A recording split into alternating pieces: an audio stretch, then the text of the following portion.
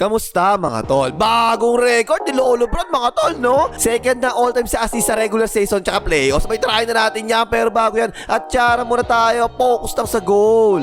Okay game, this season mga tol ha, nag-a-average si Lolo Bron 6.7 assists per game. Pero sa buong karir niya, nag-a-average si Lolo Bron 7.4 assists per game. Pinakamataas niya sa buong karir niya, 10.2 assists per game noong 2019 hanggang 2020 season sa Lakers nung nag-champion sila. Sa regular season, syempre, ang number 1 all-time sa assist dyan, si John Stockton with 15,806 assists. Pangalawa naman si Chris Paul, 12,552 assists. Pangatlo naman si Jason Kidd with 12,091 assists. At pang-apat si Lolo Bron with 11,698 assists. Pero sa mga assists sa playoffs kasi, number 1 dyan si Magic Sarap Johnson, 2,346 assists. At pangalawa si Lolo Bron, 2,095 assists. Pangatlo naman si Stockton with 1,839 assists. At panglima lang to si Chris Paul with 1,233 assists sa playoffs. So kapag pinagsama mo yung assist sa regular season tsaka playoffs ha, pang-alawa na ngayon si Lolo Bron with a total of 13,793 assists. Ang dami, lo! Naungusan na niya si Chris Paul na meron 13,785 assists.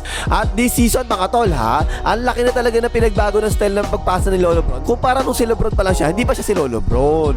Dati kasi di ba, kadalasan si Lolo Bron yung may hawak ng bola sa ibabaw, di ba? So siya palagi nasa pick and roll eh. Parang ganyan din naman oh. Pero this year mga tol, hindi na talaga ganyan eh. This season yung mga ganyan pasa niya sa roller na ganyan, sa maniwala man kayo o sa hindi, 6 na best pa lang niya ginawa yan this season eh. Ano pa isa, screen sa kanya si Baby Back Ribs ha. Ayun, ang ganda ng paso, sakto lang, nakalayap na nga si Baby Back Ribs dyan. Kahit itong mga ganda mga tol sa pick and roll, tapos kikikaw sa corner, paboritong paso ng Lolo Bron yung ganyan, di ba? Pero 4 na best pa lang niya ginawa yan this season na. Ano pa isa, pick and roll sa ibabaw kay Gary Ayton, pero medyo sumuli na sa ilalim, tingnan mo oh. Kaya sa counter 3 pinasa ni Lolo Bron, datong neck mo, kita ang bakal, potre, patay ka dyan. Dati-rate, sobrang dalas pumasa ng Lolo Bron ganyan, di ba? Kasi palagi siya ngayon nasa pick and roll sa ibabaw eh. Okay pa isa, corner na naman yan. Vandal, portre, assist na nga ni Lolo Bron yan. Ano pa isa, pick and roll sa ibabaw kay Lolo Bron. Pero at the same time, meron na naman nag-i-screen na sa corner. Ayan no, sakto lang yung timing ng pass ni Lolo Bron. Libre-libre si Baby Bacchus, portre, assist na naman yan. Kahit yung mga gantong alley-oop sa pick and roll mga tol, hulaan nyo kung ilang beses niya ginawa itong ganito. 3 beses pa lang ang konti eh, no? O yan ay alley-oop, dak-dak! Kakapit pa niya ngayon si Gary Ayton mga tol ha, alley-oop threat pa yan ha. O yan, nakabuel na nga ay alley-oop, nice pass no. At pa isa, pick and roll silang dalawa ni Gary Ayton sa ibabaw, di ba? Sakto-sakto lang yung palobo ng paso ni Lolo Bron. Ang ganda ng pwesto ng bagsak, nice pass low. Oy, like mong hype ka ha, si Lolo Bron na yan ha. Pag yan, konti likes, naku po, manda ka sa akin. Mag-like ka na! Eh kasi mga tol, ang pinakamaraming assist ngayon ni Lolo Bron this season na dito galing sa poste nang gagaling eh. Ayan, biglang ayalip kay Ayton, no? Nice pass low. Imbes na galing sa pick and roll sa ibabaw, si Lolo Bron ang ginagawa yan, poste na ganyan, no? Tapos makikita niya si Gary Ayton, libre sa gitna na ganyan. Range pa naman niya yan, di ba? Assist na naman yan. Madalas talaga mangyari yan mga tol kasi kapag nasa poste si Lolo Bron, tingnan niyo sentro depensa, ayan no? Pupwesto talaga yan, doon sa pwede siya makatulong kapag umatake na si Lolo Bron, di ba? Kaya nalilibre tuloy sa gitna si Gary Ayton eh. Well, nice pass low, nabuwersa pa nga, dak-dak! Ito, perfect example. Tingnan niyo, same na pwesto yan, di ba? Si Lolo Bron nasa poste, si Gary Ayton nasa gitna. Nung lumipat ng pwesto yung sentro depensa, ayan no? Biglang ipinasak agad ni Lolo Bron, si Gary Ayton, di ba? Libre-libre tuloy yan, dak-dak! Napakadalas nangyari talaga yan, ganyan mga tol. Message naman talaga eh, no? Napipilitan kasi tumulong yung depensa eh. Nalilibit to si Gary Ayton, nakita naman kagad ni Lolo Bron. Nice pass, lo, palobo, naawa pa nga. Diba, tinig si Gary Ayton mga tol. Tinuturo na niya yung depensa, nasa ilalim daw eh, no? Actually, ang dali talaga ng pasa mga tol eh. Ang luwag kasi talaga sa gitna eh. Well, nice pass, lost na naman yan. Dati ko pa yung sinasabi, kung naalala nyo, sabi ko, dapat Lolo Bron sa posting ka dapat tumatake palagi kasi advantage ka doon, malaki ka eh. Kaya ayan na nga, napapatulong palagi yung depensa, di ba? At once mapasahan niya si Gary Ayton sa gitna, ang lapit na niya sa ring, di ba? Assist na talaga kagad yan. Napaka-basic talaga niyan mga tol eh. Tsaka madali talaga makita palagi ni Lolo Bron yan na nalilibre na sa gitna, di ba? Kita-kita talaga eh. Well, nice pass na naman, lo, dak-dak! Yung pangalawang version naman yan, eto. Imbis na sa gitna yung nalilibre, yung kumakat sa ilalim hindi nakakita ng depensa. Ayan, nice pass, lo, dak-dak!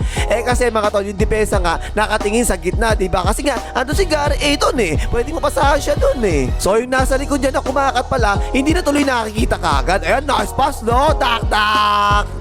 Diba, tingnan niyo yung nasa weak side corner mga tol. Napatingin siya kay Gary Ayton, diba? Pero nasa likod niya, hindi rin niya nakita. Kumakat na pala eh. O yan, nice pass, Lois. 2 points na yan.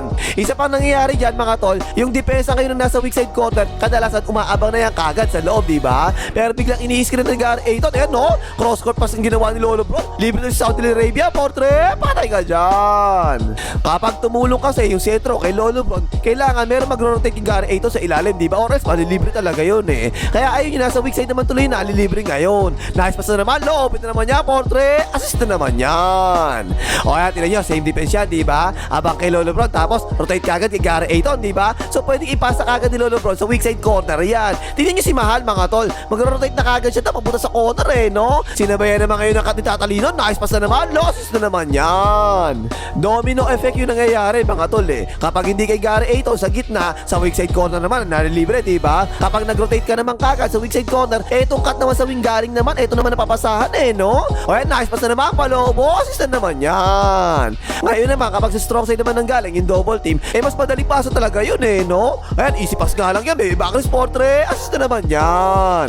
So, ang punot dulo niyang lahat na yan, mga tol, ibig sabihin kasi dyan, hanggang ngayon kasi, kailangan pa rin i-double team talaga si Lolo Bron eh. Kaso, marunong naman talaga mamasa yung matanda na yan, diba? Nice pass, open niya, portre, assist na naman yan.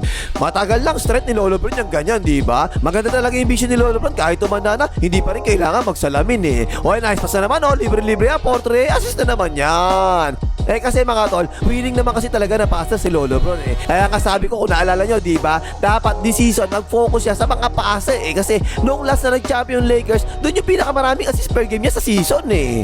O kaya pasa, tinan niya, dinobotin niya sa poste, diba? Again, pwede naman niya ipasa kay Gary Ayton sa gitna. At the same time, yung kata sa ilalim na pinakita rin natin kanina, nice pass na nga eh, dak-dak!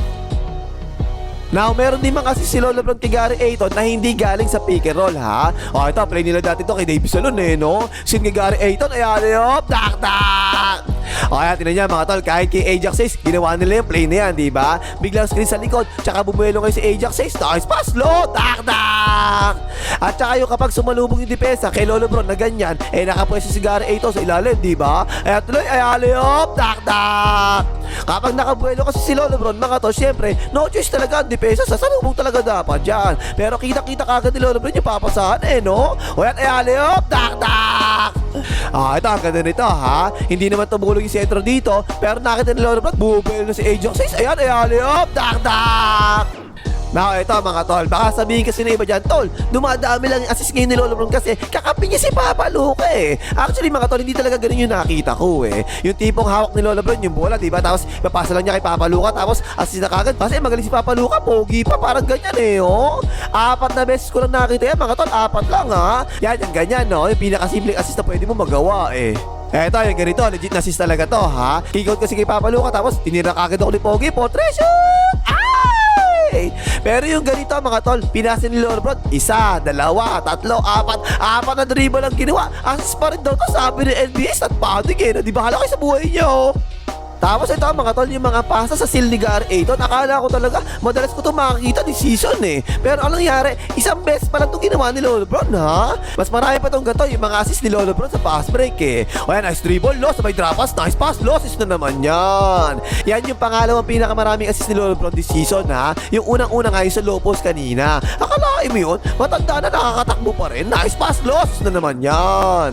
Karamihan naman kasi dyan mga tol, hindi na dinadaan ni Lolo Bron sa bilis niya talaga eh. Sa utak na lang talaga eh. Kaya tinan mo, kasigip ng pass ni Lolo Bron eh. Nice pass, low. Kapag tumatanda kasi talaga mga tol, ganyan talaga nangyayari. Yang ganyan dati, di ba? Kakalabawin pa ni Lolo Bron yung ganyan, di ba? Pero ngayon, simpleng bounce pass na lang eh. Nice pass, low.